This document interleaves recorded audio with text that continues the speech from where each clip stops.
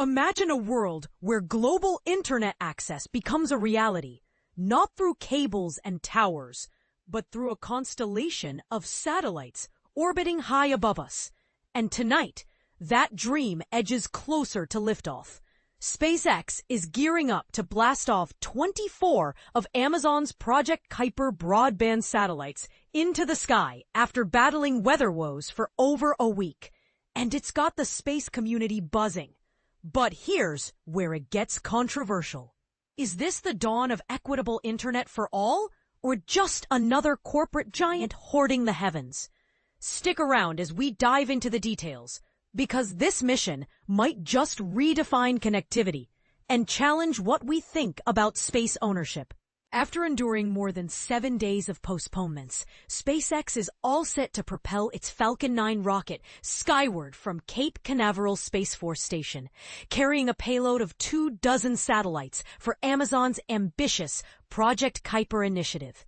For those new to this, Project Kuiper is Amazon's bold plan to deploy thousands of satellites in low Earth orbit to deliver high-speed internet globally, aiming to bridge digital divides in remote areas where traditional infrastructure falls short.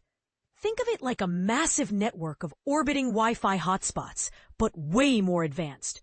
Dubbed Piper Falcon 03, or KF-03 for short, the mission had to weather several days of unfavorable conditions, including rough weather at the launch site and out at sea.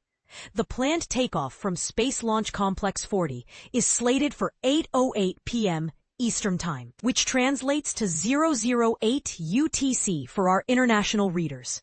Spaceflight Now will kick off its live broadcast roughly an hour before that thrilling moment, so you can follow along in real time. On Sunday, the 45th Weather Squadron assessed a 95% likelihood of good conditions during the primary launch window. Yet they still flagged a moderate risk for the area where the rocket's booster will attempt to return to Earth. Rated on a simple, low, moderate, high scale, winds will gradually shift from northwest to north, with dry air leading to mostly sunny skies, the weather experts noted. This setup should hold steady through the backup window on Tuesday evening too. The main worry? A slim chance of breaching the cumulus cloud rule, which is basically a guideline to avoid launch risks from puffy clouds that could interfere with visibility. And this is the part most people miss.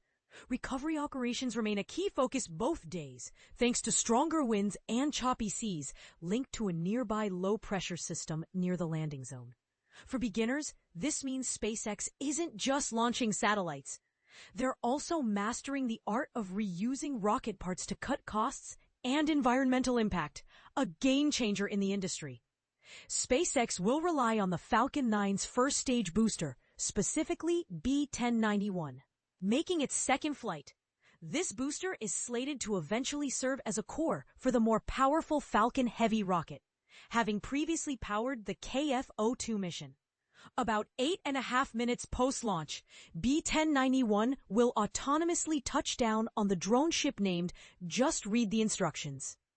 Success here would mark the 13,038th landing on this ship and the 517th booster recovery overall, a testament to SpaceX's engineering prowess. As for the satellites, the deployment phase kicks in over 56 minutes after liftoff and finishes in under 8 minutes, expanding the Kuiper constellation to 153 units circling in low Earth orbit.